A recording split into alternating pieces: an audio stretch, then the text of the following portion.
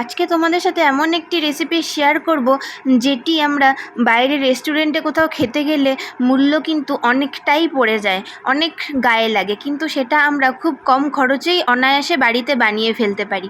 চলো আজকে শেয়ার করব তোমাদের সাথে হোয়াইট সস পাস্তা। এর জন্য পাস্তা প্রথমে জলে দিয়ে সেদ্ধ করে নিতে হবে। এরপর কড়াইতে কিছুটা পরিমাণ বাটার দিয়ে ভালো করে মেল্ট করে নিয়েছি। এরপর তাতে দিয়েছি রসুন কুচি হালকা ভেজে নিয়ে যখন একটি সুন্দর স্মেল উঠবে তখনই তাতে আমরা দিয়ে দেব কুচনো পেঁয়াজটাও দিয়ে এবার আমরা হালকা করে ভেজে নেব। একবারে পুড়িয়ে কালো করে ভাজবো না, তাতে টেস্ট কিন্তু পুরো নষ্ট হয়ে যাবে।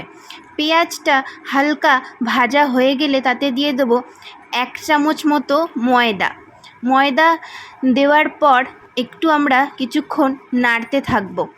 ময়দা দেওয়ার ফলে এতে ঘনত্বটা আসবে। হোয়াইট সস পাস্তা কিন্তু আমরা যে নর্মাল পাস্তা বা চাউমিন বানাই তার থেকেও অনেক কম সময় হয়ে যায়।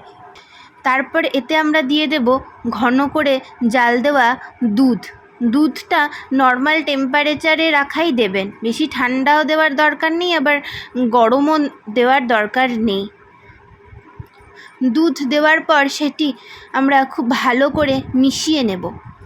এরপর তাতে আমরা দিয়ে দেব সামান্য পরিমাণে লবণ এবং গোলমরিচের গুঁড়ো আর কিছুটা চিলি ফ্লেক্স।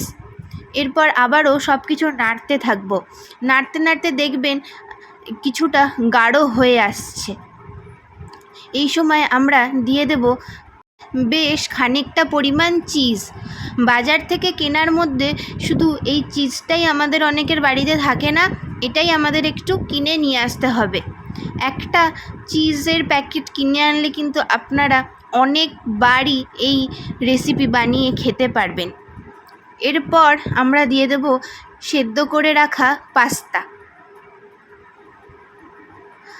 পাস্তা দিয়ে এবার ভালো করে মিশিয়ে নেব।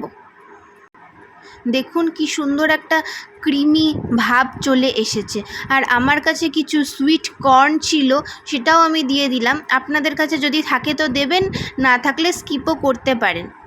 এরপর শেষে আমি কিছুটা অরিগ্যানো দিয়ে দিলাম। ব্যাস, এবার সব কিছু মিশিয়ে নেড়ে নিলেই কিন্তু রেডি আমার হোয়াইট সস পাস্তা। একবার বাড়িতে কিন্তু ট্রাই করে দেখতেই পারেন, আর বাচ্চা যদি থাকে তারও কিন্তু অসম্ভব প্রিয় হয়ে যাবে। তাহলে আজকের মতো এইটুকুই, আবার দেখা হচ্ছে খুব তাড়াতাড়ি অন্য নতুন কোনো ভিডিও নিয়ে। টাটা।